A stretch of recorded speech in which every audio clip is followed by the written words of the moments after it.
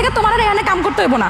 কি করতেছো তুমি এইসব? আর তুমি অফিসের সামনে আইছো কে? তুই যাও, বাসায় যাও। কে বাড়িতে যাবো কি কারণে? হ্যাঁ, তোমারে যে প্রতি মাসে 7,000 টাকা করে দেয়, 7,000 টাকা কোনো কিছু হয়? হ্যাঁ, তুমি তো কিছু কইতে পারো না। এই টাকা আমার হাতে কাম করার কোনো দরকার নাই। আরে বাবা, বুঝতে পারতেছো না কে? স্যার শুনলে রাগ করবো। আমার যে বেতনটা দিতেছে, অন্তত চাকরিটা তো টিকে আছে, তাই না? সংসার চলতে কষ্ট হইতেছে, আমিও বুঝতে পারতেছি। স্যাররে আমি কমু, আমি চিন্তা ভাবনা লইছি যে স্যার আপনি আমার 7,000 টাকা বেতন দেন, এটি দিয়ে আমার সংসার চলতে খুব কষ্ট হয়ে যায়। কিন্তু আমার তো সময় লাগবো, তাই না? এমনই যদি স্যারে কই আমার বেতন বাড়াই দেন, 7,000 টাকা দিয়ে হইতেছে না, তখন যদি আমার কাম থেকে বাদ দেয়, তুমি রাগ করো না। চাকরির ভয়ে ভয়ে যদি তুমি এমনি চুপ করে থাকো না, তাহলে সারা জীবন তুমি মাসেই 7,000 টাকা করেই পাইবা। এর লেগে কইতাছি স্যারের হয় কও, আমরা তো তুমি চাকরি ছাইড়া দাও। আরে বাবা, তুমিও যদি আপনি রাগ করো আর আমি যদি স্যারে যাই কইতে যে স্যার আমার এই বেতনে পৌঁছাইতেছে না, তখন যদি কাম থেকে বাদ দেয়, তখন তো বাসে বসে থাকা লাগবো। আমি কি রিক্সা চালাই খামু? কও। কি ব্যাপার মাসুম? স্যার আসসালামু আলাইকুম। ওয়ালাইকুম আসসালাম। স্যার, ওইটা আমার বউ, সালাম দিক। আসসালামু আলাইকুম স্যার। ওয়ালাইকুম আসসালাম। এগুলো আমি কি শুনছিলাম মাসুম? তুমি নাকি এখানে জব করবে না, কারণটা কি আমি জানতে পারি? স্যার আসলে হয়েছে কি, আপনার আমি কম ভাবতেছিলাম, আপনি যে 7,000 টাকা বেতন দেন, এই বেতন দিয়ে আমার সংসার চলতে খুব কষ্ট হয়ে যাইতেছে। তাই আমার বউ আইসা কইতাছে এই চাকরি নাকি আমার করতে হইব না, আমার অন্য কাম খুঁজতে পাই। কি মাসুম, তোমার মাথা খারাপ হয়ে গেছে? তোমার স্যালারি 7,000 টাকা, এই কথা আজকে আমি প্রথম শুনছি। তোমার স্যালারি তো 15,000 টাকা। তোমাকে তো আমি প্রতি মাসে 15,000 টাকাই দিই, তাহলে কেন বলছো তোমার স্যালারি 7,000 টাকা? কি কইতেছেন স্যার? আমার বেতন 15,000 টাকা? আপনার কথা ভুল হইতেছে স্যার। আমার বেতন 15,000 টাকা হইলে আমার বউ অফিসের সামনে আইসা আমার এই কামের থেকে নিয়ে যাইতে চাই কোন? আমার 7,000 টাকা দিয়ে সংসার চালাইতে না খুব কষ্ট হয়ে যাইতেছে। আমার বইয়ের খরচ, বাড়ি ভাড়া, আমার একটা খরচ আছে, আমি কিছু করতে পারতাছি না। এর লাগে আমার বউ তো রাইগে গেছে, দেখতেছেন না? আপনার কথা ভুল হইতেছে, আমি 7,000 টাকা বেতন পাই। তো তোমাকে যদি 7,000 টাকা স্যালারি দেওয়া হয়েই থাকবে, তুমি স্যালারি স্লিপে কেন সিগনেচার করেছো? তুমি তো সিগনেচার না করলেও পারতে। স্যার, আমি তো লেখাপড়া কিছু জানি না। আমার ওই যে মোনা ম্যাডাম আছে না, যাই আমাকে বেতন দেয়, হ্যাঁ আমার আইয়া টাকা দেয় আর কয় এখানে একটা টিপস সাপ দে। তা আমি টিপস সাপ দিয়ে দিই। আমি তো লেখাপড়া পারি না, পড়তেও পারি না। আমার যেইটা দেয় এইটাই নিয়ে যাই। আমি ম্যাডামরা অবশ্য কইছিলাম 2বার যে ম্যাডাম আমার না এই বেতনে সংসার চালাতে খুব কষ্ট হয়ে যাইতেছে, আমার বেতনটা কি একটু বাড়ানো যায় না? আমার কইছে বেশি কথা কবি তো চাকরি থেকে বাদ দিয়ে দিব।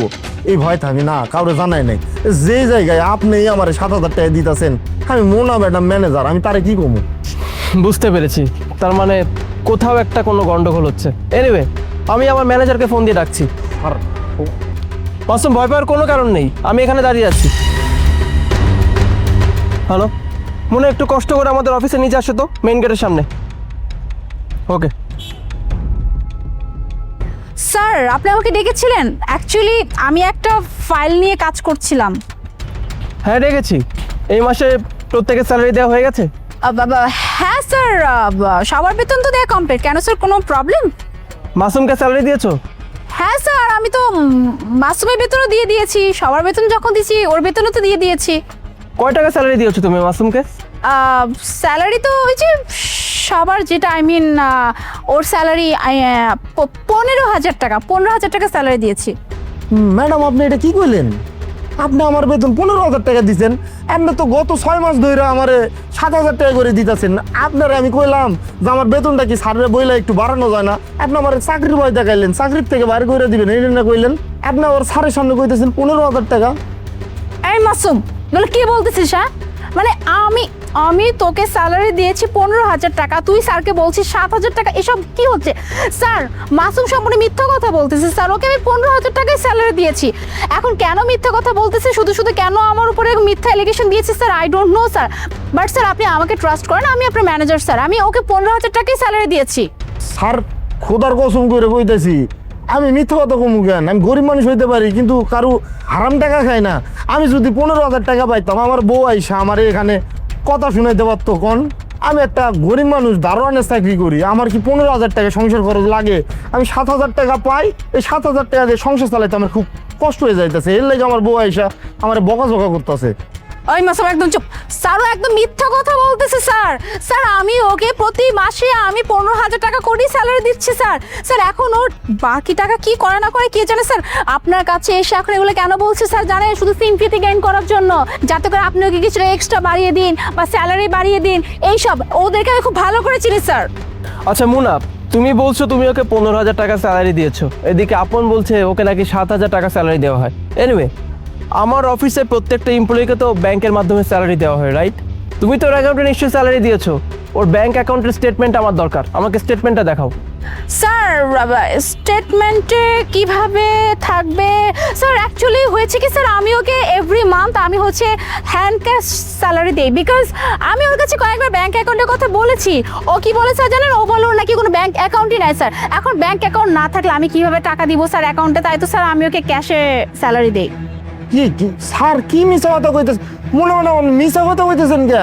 আমার ব্যাংক অ্যাকাউন্ট আছে, আমি আপনার দিতে চাইছি। আপনি কইছেন কি তুই মূর্খ সূর্খ মানুষ, এগুলো টাকা তুলতে পারবি না, তোর টাকা কেউ মাইরা দিব। এর লেগে এক কাম কর, তোর অল্প টাকা তোর হাতে দেবো, তুই হাতে নিস। এর লেগে আমি আর কোনো কথা কই নাই, ব্যাংক অ্যাকাউন্টও নেয় নাই, আমার হাতে টাকা দেয়, আমি হাতে টাকা নিয়ে বাসায় চলে যাই। আপনি এরকম মিথ্যা কথা কইতেছেন কে ম্যাডাম? এখন তো মনে হচ্ছে সত্যিটা আমাকে যাচাই করতেই হবে। এনিওয়ে মুনা, তুমি বোধহয় ভুলে যাচ্ছ যে আমার অফিসে সিসিটিভি ক্যামেরা লাগানো আছে, রাইট? তুমি যেহেতু স্বীকার করছো না, অতএব এখন তো আমাকে সিসিটিভি ফুটেজ চেক করতেই হবে।